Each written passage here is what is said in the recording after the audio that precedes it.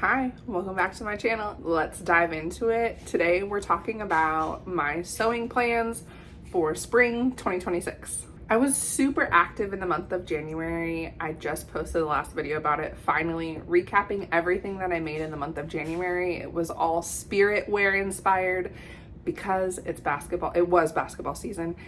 And then February, I was kind of in a drought. And it wasn't necessarily a creative drought or a sewing rut.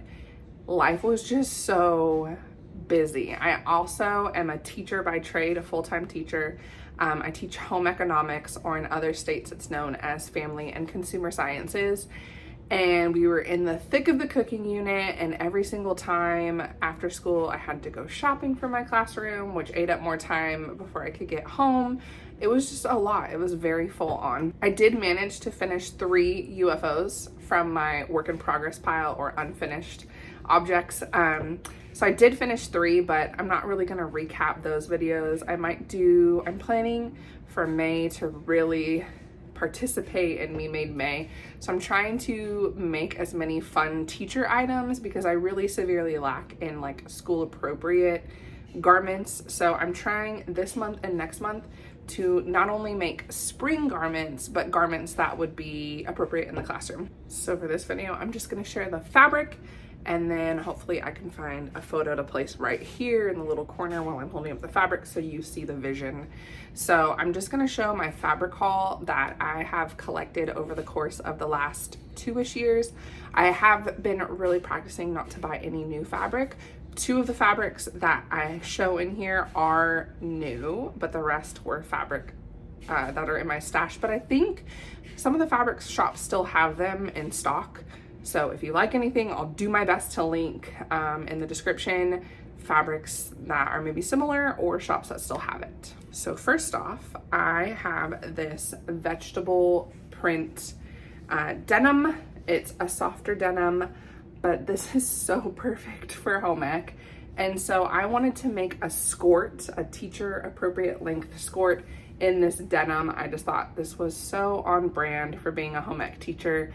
We are in the kitchen. We do make pico de gallo, so we have those tomatoes, and we do put cucumbers in our pico. We leave out the jalapenos because some students can't handle the spice. But I just thought this was so cute. Such a cute fabric. It's so on brand for being a home ec teacher. And so I wanted to make a skirt by Jessie Lou's Closet. I forget the name of the skirt. I think it's the Sunrise skirt or something wrap. I don't know, but I'll put it right here. Okay, I do know for a fact that this fabric is sold out. I've had this in my stash for probably a year now. It was from Fabric Godmother, and I wanted to do a 2-piece set of a jacket and a skirt. It's a McCall's pattern. I don't know the number off the top of my head, but I'll put a picture here. But this is perfect for spring. I wanted to make it for Valentine's, but honestly, it's such a cute fabric. You can see it up close. It kind of looks like a granny quilt kind of, but I love it. I think this is perfect for spring, headed into summer, a cute little jacket. My classroom is freezing, but yeah, I wanted to make a jacket with a matching skirt set. Next up, I had to get some gingham prints. These are from Matchy Matchy Sewing Club. This one is the Spanish olive, and this one is the citron. So they look, it's not coming across, this looks more like brown, but it is it's bright, but it's like a bright olive in my opinion. And then this is the true olive. So you can see the difference. I wanted to make the Sydney Graham Skyline dress, which is the one that's tiered. So I wanted to do, I believe I got this one for that dress. And then this one, I honestly forgot what I wanted to do with it, why I bought it. But it's probably going to be some version of a dress. I'm trying to really lean into a lot of linens and natural fibers, especially because it is March. It's so hot in Southern California. Like, it's been 101, 104 where I live, and it's March. So if this is any indication of how summer is going to be, I need to start living in linens. And so I've been purposely, these are 2 that I did buy this year. So I know they're in stock at Matchy Matchy Sewing Club. All right, the next 2 fabrics I got off Etsy, and they were a purchase this year. So I know they're still in stock. This one is a beautiful linen with like embroidered flowers on it. I love it so much. I'm going to use a Silver Saga, I think that's how you say her name, pattern. It's the, I'm gonna butcher the name, the Chloe dress, I think. I'll confirm when I put the picture here. But I'm gonna do the midi, like knee length. Well, anything that's knee length on me is like a mini dress. So I'm gonna add about 5 inches. But this is like so cute with the little like tiny puff sleeve and the gathered neckline with the tie. And then this is gonna be gorgeous. And then hopefully I'll have enough to make my daughter like a matching something. And then the second fabric, I don't think you're ready for the second fabric. The second fabric is gorgeous. And I searched high and low for this because it sold out on Fabric Godmother. And I was like, I have to have that fabric. And also, I'm not gonna lie, the tariff cost really turned me off. And so it sold out really quickly on Fabric Godmother. And then I just typed in like embroidery, flower, cotton, white.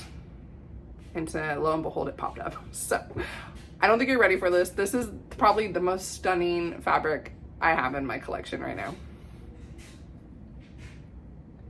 Unreal, am I right? Look how beautiful that is. So it's all embroidered. The fabric in itself is pretty opaque, so it's definitely gonna have to be lined, but I really want to make Paradise Patterns Solig dress.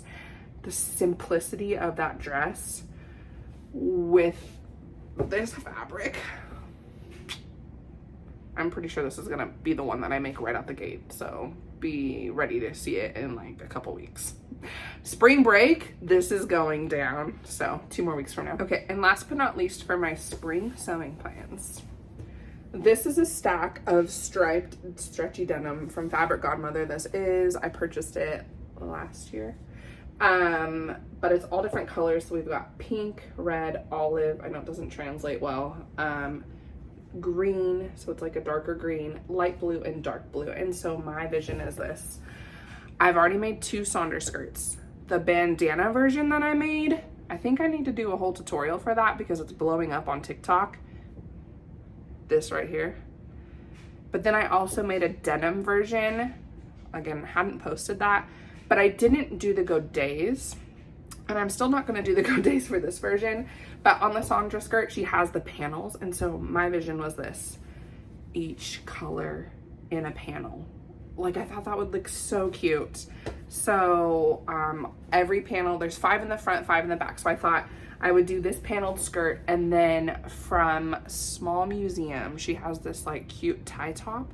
And so I thought, how fun would it be to have the 5 panels of the color, and then I was thinking like this one might be my top. I'm playing around with the idea of what color might be my top in the tie top, but another cute matching set, am I right? So I probably won't wear the tie top to school. That's not school appropriate, but summer break is around the corner. But definitely this skirt would be so cute for the classroom. It's fun, and it's just something that you can mix and match with and dress it with tons of different colors. I am being ambitious in trying to make one more thing, and it's not a clothing item. I want to make a quilt for my daughter's big girl bed. Soon she will be transitioning to her big girl bed, and I found a quilt from an Australian designer named Ruth Devos. I hope I'm pronouncing her name correctly.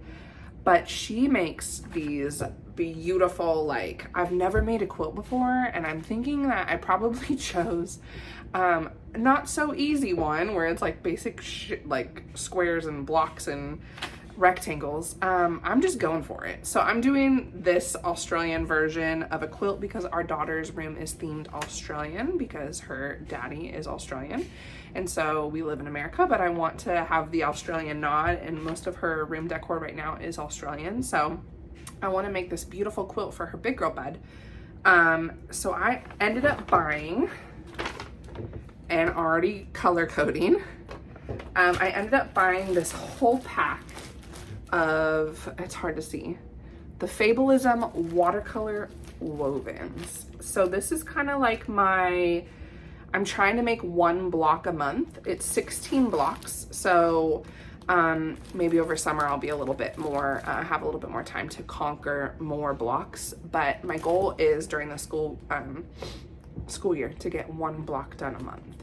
And if I get 2 done, that's awesome. But I want to get the quilt done by around Christmas. I'm thinking that's when we'll probably have her big girl bed. So she'll be 2 years old. So yeah, it's not going to be as bright as the designers because the watercolor wovens are not as bright as what the fabric suggests for the quilt. But I think it's going to be amazing. I already love it. These are the tones that go well with the wood in her bedroom. And so I'm really excited to see how this turns out. It's my first quilt adventure. So yeah, I'm gonna become a quilter. But yeah, this one's more of like I don't even know how to categorize it because I'm not a quilter. Like a freehand sketch, I don't know. So anyways, maybe I'll come back with the formal official title of what it's called, but I'm really excited to start that journey of quilting.